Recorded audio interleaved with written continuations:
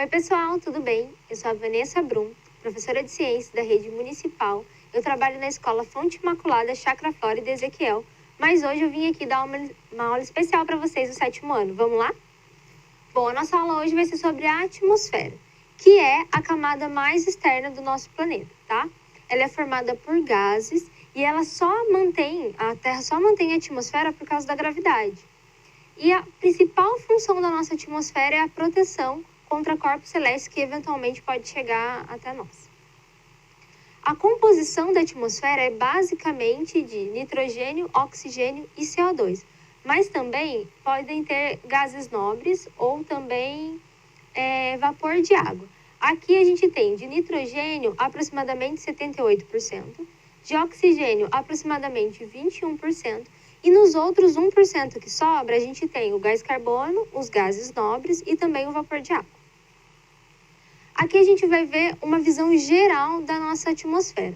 A gente tem aqui a troposfera, depois a gente tem a estrato, a meso, a termo e por fim a exosfera. A gente vai ver cada uma delas agora, tá?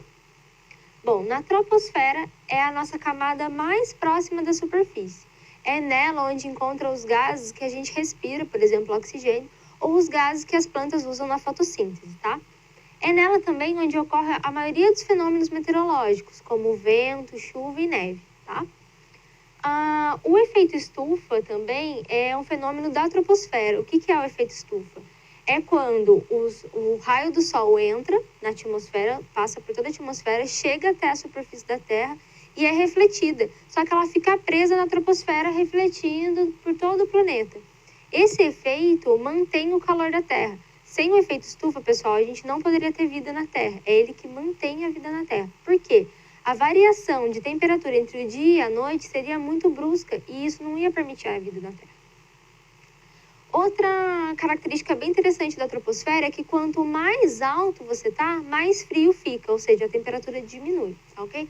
É por isso que é diferente quando você vai para a praia, por exemplo, Ubatuba, que é bem quente, ou você vai para Campos de Jordão e vê que fica mais frio por causa dessa diferença de altitude.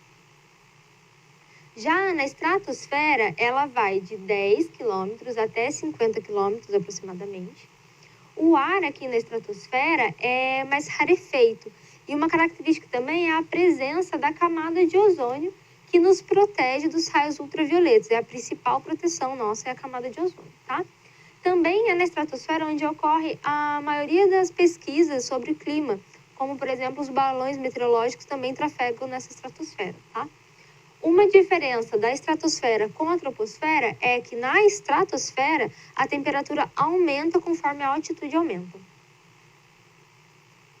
E aí a gente chega, enfim, na mesosfera, que é a camada que vai de 50 quilômetros até aproximadamente 85 quilômetros e é onde passam as estrelas cadentes que a gente conhece. Bom, na verdade, as estrelas cadentes são meteoros. E o que é um meteoro? Vamos lá.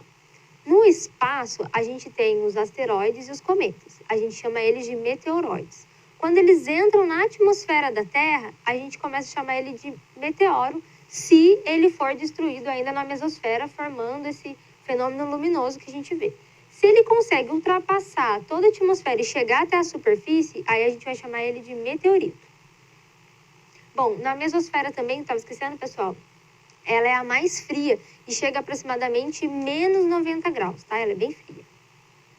E aí a gente tem a termosfera. Na termosfera, gente, acontece um fenômeno incrível, que é a aurora boreal ou a aurora austral, tá?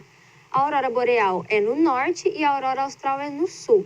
E é um fenômeno luminoso ocorrido pelos ventos solares que interferem na termosfera e aí tem os íons. É um fenômeno muito interessante, vale a pena pesquisar.